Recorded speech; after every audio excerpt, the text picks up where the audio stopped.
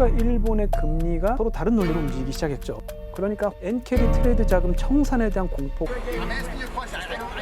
말 그대로 불확실성이 최고조에 달한 그런 시대다. 이런 게 올 연말까지 계속 이어진다면 경기 침체가 될 가능성이 굉장히 크다. 사실은 경제 지표만 보면 지금 일본이 금리를 올릴 때가 아닌데 조금 성급하진 않았나 또는 실수가 아닌가. 결국에는 일본은행이 금리를 인상을 했기 때문에 세대 간의 격차가 굉장히 벌어질 수 있다. 이자 수입이 늘어나는 사람과 대출 이자 부담이 늘어나는 사람이 다르다는 게 문제입니다.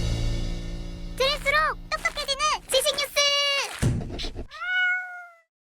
2달 전만 해도 다른 여타 국가들이 경기가 요동칠 때도 미국만은 탄탄하게 경제 성장을 유지하고 있다고 평가를 받았거든요. 그 당시 이제 IMF가 추계를 했는데 2029년까지 G7 선진국 중에서 2% 성장률을 유지할 수 있는 국가는 미국밖에 없다. 그런데 불과 몇 주 사이에 전 세계 경기 침체 공포가 들이운다라는 거는 어쩌면 우리가 지난 몇 년 동안 관찰했던 탄탄했던 미국 경제의 성장이 신기루였을 가능성이 있지 않을까? 돌이켜보면 코로나 팬데믹 이후에 미국 재무부가 국채 발행하면서 천문학적인 돈을 쏟아부었거든요. 유동성을 공급하면서 경기를 억지로 부양시켰던, 그래서 이제 물가가 8%, 9% 수준까지 천정부지로 치솟았고, 그것 때문에 이제 FRB 연준이 금리를 5.5%까지 급격하게 끌어올리면서 물가에 브레이크를 걸려고 했었죠. 보통 이렇게 연준이 물가를 끌어올리면 유동성이 줄어들고 사실 돈줄이 말라야 되는데 미국은 그렇게 돈줄이 말랐다는 느낌이 들지 않았습니다. 그 이유가 뭐냐면 일본이 있었기 때문이죠. 안녕하십니까. 한국에 대해서 일본 경제를 가리키고 또 연구하고 있는 이창민이라고 합니다. 전 세계가 금융 긴축을 실시할 때 전 세계에서 유일하게 마이너스 금리를 유지했던 게 일본이고, 결국에는 금리가 낮은 일본에서 엔화를 빌려서 전 세계에 투자를 하는 소위 말하는 엔캐리 트레이드 자금이 특히 금리가 높은 미국의 채권이라든지 미국 주식을 사는 곳에도 많이 쓰였고요. 그러면서 지속적으로 미국의 유동성을 공급해주는 역할을 했던 거죠. 그런 와중에 이제 방아쇠가 당겨진 게 일본의 금리 인상입니다. 해외에서 아무리 돈을 많이 벌어도 엔화가 강세로 돌아서면 환차손을 입거든요. 그러니까 환차손을 입기 전에 엔화가 더 강세로 돌아서기 전에 빨리 일본으로 돌아가려고 하지요. 그래서 이 엔화 자금이 일본으로 회수가 되면 전 세계 투자가 돼 있던 엔화 자금이 빠지면서 주식 채권 시장이 요동을 칠 것이고 자산 가격이 폭락할 수 있기 때문에 이 엔캐리 트레이드 자금 청산에 대한 공포가 굉장히 커지면서 8월 5일에 아시아 증시를 비롯해서 전 세계 증시가 대폭락을 경험을 한 겁니다. 이게 어떤 상황이냐면 방에 가스가 조금씩 차고 있는데 여기에 불꽃 하나만, 작은 불꽃 하나만 던져지면 펑 하고 터질 수 있는 지금 그런 상태가 됐다고 이제 봐야 되죠. 물론 많은 사람들이 AI 거품론이라고 해서 천문학적인 투자에 비해서 수익은 그렇게 크지 않을 수도 있다라고 하는 그런 이제 불안감을 가지고 있었죠. これまでの0から 0.1% 程度から 0.25% 程度へと変更いたしました。 일본은 사실 조금 빠르게 금리 인상을 했잖아요. 일본은 BOJ의 금리 인상과 관련해서 이걸 경제적인 논리로만 생각해 보면 조금 성급하진 않았나 또는 실수가 아닌가 하는 이야기들이 많이 있습니다. 왜냐하면 엔저 때문에 수입 물가가 상승해서 고물가의 고통을 국민들이 겪고 있었거든요. 그래서 이 고물가를 잡기 위해서는 금리를 올릴 수밖에 없다라는 논리였는데, 반대로 금리를 올리면 어떤 문제가 발생하냐면 일단 다들 아시겠지만 국가 부채 엄청나죠. 그보다 이제 심각할 수 있는 게 가계 부채하고 기업 부채입니다. 가계 부채가 늘어나면은 소비 위축이 될 것이고요. 기업 부채가 늘어나면 투자가 위축이 될 것이니까 소비도 줄어들고 투자도 줄어들면 당연히 일본이 경기 침체로 빠져들 수밖에 없게 되죠. 그러니까 잃어버린 30년에서 회복해서 겨우 이제 정상적인 수준으로 돌아왔다 그랬는데 금리를 올려서 모든 게 도로아미타불이 될 수 있기 때문에 사실은 금리를 올리는 게 쉽지 않은 결정이었습니다. 수치를 봐도 금리를 올리기 굉장히 어려운 상황이거든요. 이 경제 성장률을 보면요, 2023년 2분기 1% 성장을 했습니다. 그런데 3분기에는 마이너스 0.9%로 역성장했거든요. 4분기에는 다시 0%로 올라왔어요. 그러다가 2024년 1분기에는 다시 마이너스 0.5%가 됐습니다. 그러니까 올라갔다 내려갔다 올라갔다 내려갔다 지금 이러고 있는 겁니다. 이거를 우리가 더블 딥이라고 하거든요. 이렇게 더블 딥에 빠진 경제는 장기적으로 경기 침체에 빠질 가능성이 있다라고 이야기가 되고 있습니다. 그 다음에 GDP 갭이라고 있는데 이 GDP 갭도 마이너스입니다. GDP 갭이 마이너스라는 것은 수요가 부족하다는 거니까 사실은 경제 지표만 보면 지금 일본 경기가 별로 안 좋기 때문에 금리를 올릴 때가 아닌데, 그럼에도 불구하고 우에다 총재가 금리를 올릴 수밖에 없었던 이유는 뭘까 생각을 해보면 경제 외적인 이유도 있었을 것이다. 그중 한 가지는 정치적인 압력 있었을 가능성이 있다는 거죠. 이게 왜냐하면 기시다 총재의 지지율이 지금 굉장히 낮죠. 작년 말 올해 초에 일본 정치권에 큰 문제가 있었습니다. 이 정치자금 스캔들이 터졌거든요. 그러면서 지지율이 거의 10%대 정도로 빠졌어요. 그래서 이제 기시다 총리가 초강수를 뒀는데 그게 뭐냐면 파벌을 해체했습니다. 일본의 자민당은 파벌 정치거든요. 주요 한 6개의 파벌이 있습니다. 그중에 기시다 총리는 규모로 4번째 파벌이거든요. 그러니까 사실은 규모가 큰 다른 파벌하고 연합하는 게 중요한데 키시다 총리가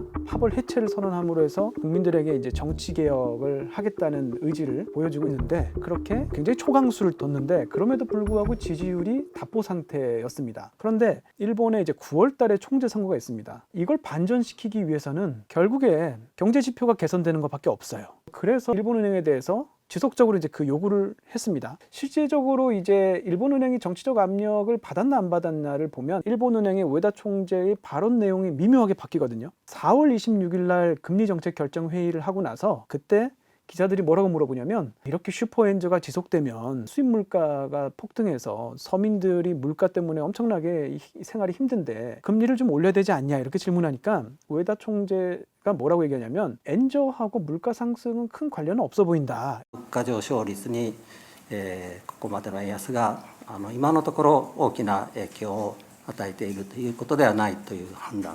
올리지 않겠다는 뜻이죠.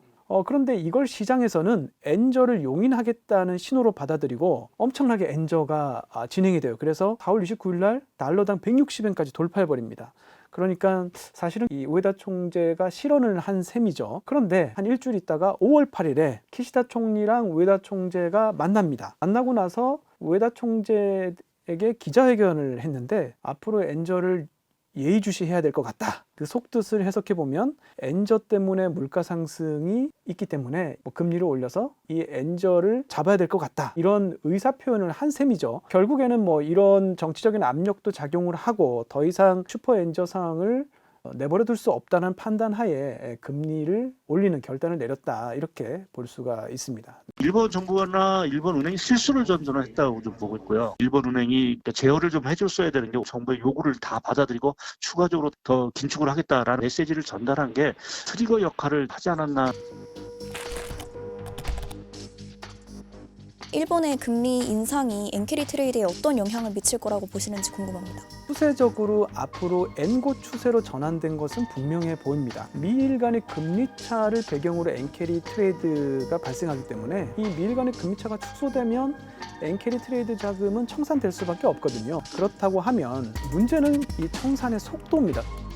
그동안의 이제 역사를 보면 엔캐리 트레이드 자금이 급격하게 청산될 때도 있었고 완만하게 청산될 때도 있었거든요. 급격하게 청산됐을 때가 언제냐면 IT 버블이 붕괴했을 때, 그러니까 98년에 그랬었고요. 그 다음에 글로벌 금융위기가 있었던 2008년에도 그랬고 또 코로나 팬데믹 이후에 2020년에도 급격하게 청산된 적이 있었습니다.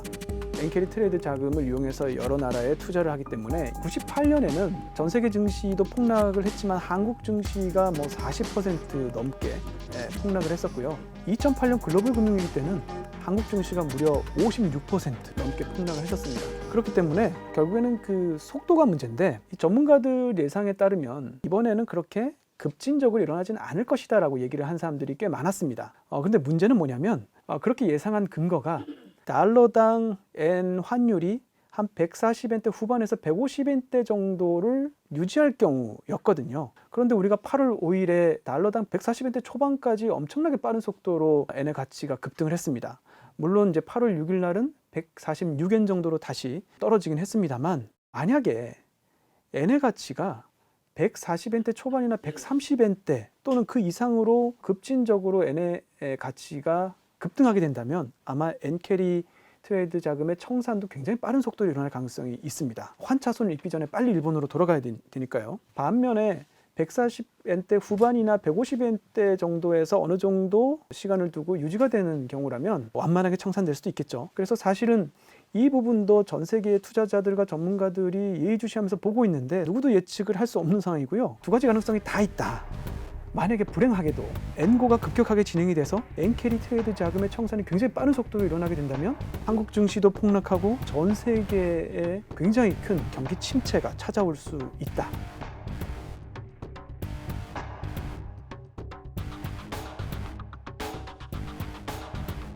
투자 심리라는 게 실질적으로 수치가 좋고 나쁜 걸 떠나서 경기 침체로 갈 것이냐 아니냐를 믿느냐 안 믿느냐의 문제거든요.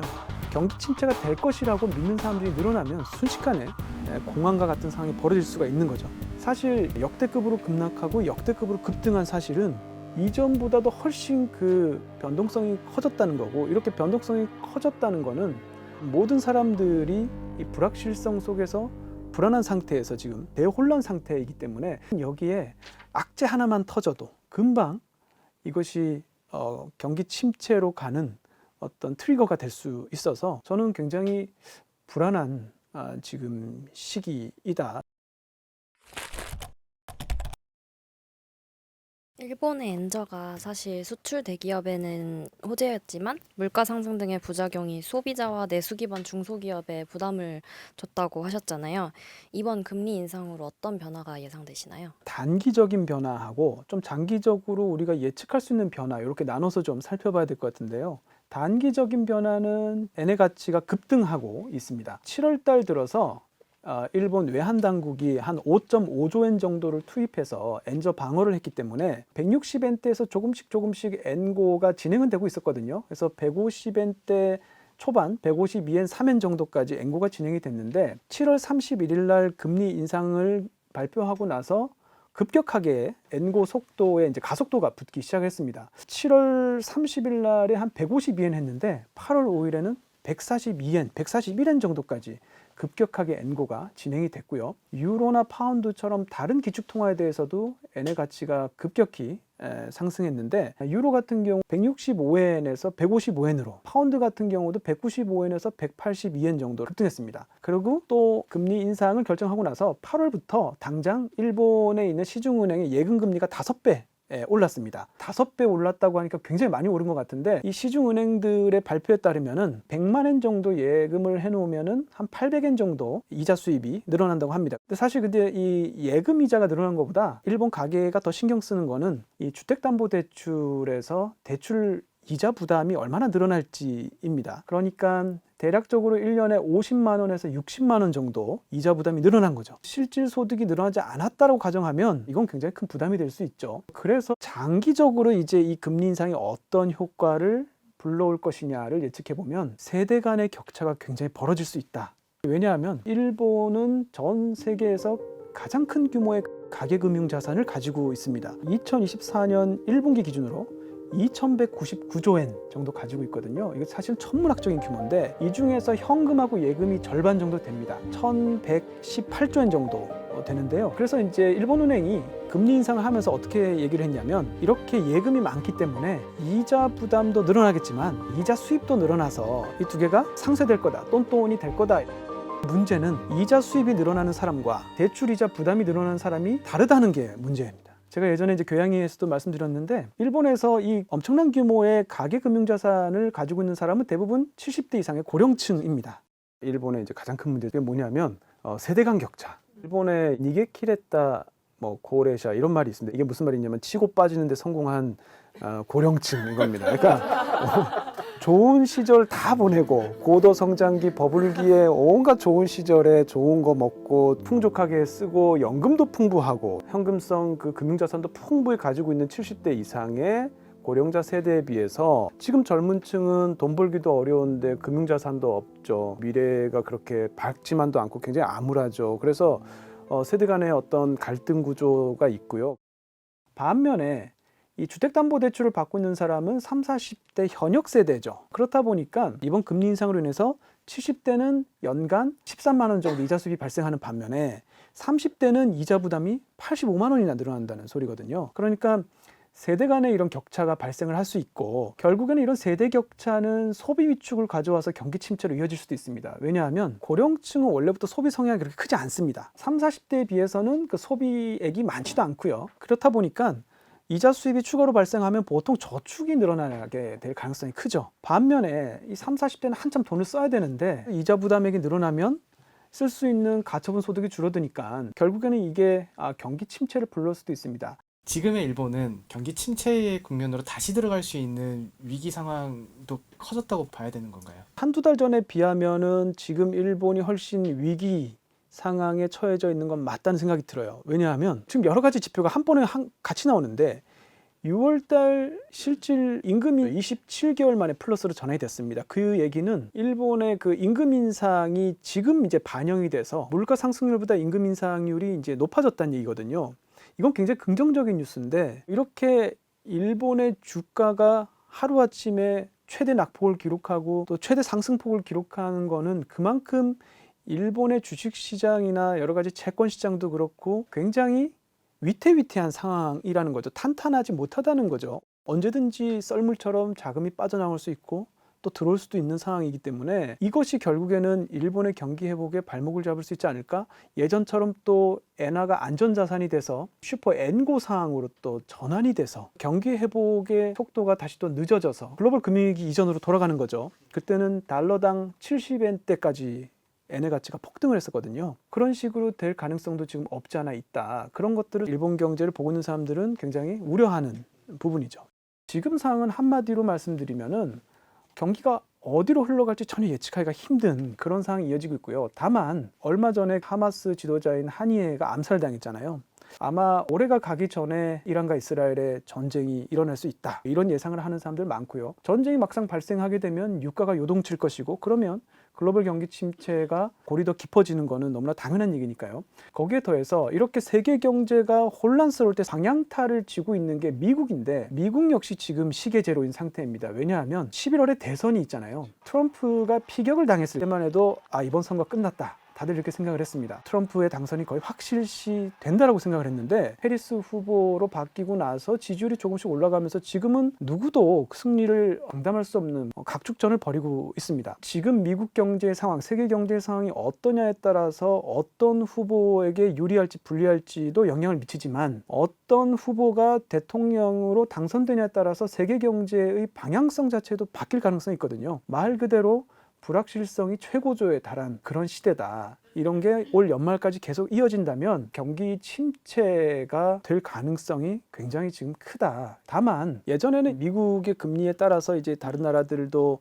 얼추 비슷하게 움직이고 이랬는데 일단 미국과 일본의 금리가 서로 다른 논리로 움직이기 시작했고 또 미국과 한국의 금리 방향성도 이제 서로 다른 논리로 움직이기 시작을 했죠. 예를 들어서 미국에서는 금리 인하를 결정을 했지만 우리는 지금 부동산 가격이 지금 오르고 있고 해서 당장 금리를 인하하는 것도 부담이 되는 부분이 있죠. 그래서 최근에 이제 추세인데요. 미국과 한국 그리고 일본의 금리의 결정 방향은 각 국내 경제 사정에 따라서 각기 다른 논리로 움직일 가능성이 커졌다. 오늘 교양일을 부탁해는 여기까지 하겠습니다. 감사합니다.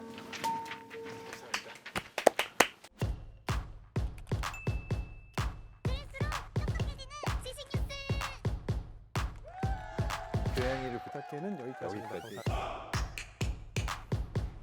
다이어트도 칼로리 신경 쓰지 말고 드세요. 대신에 키토식을 해보세요. 이게 빡종원. 스브스 프리미엄 지금 다운로드하세요.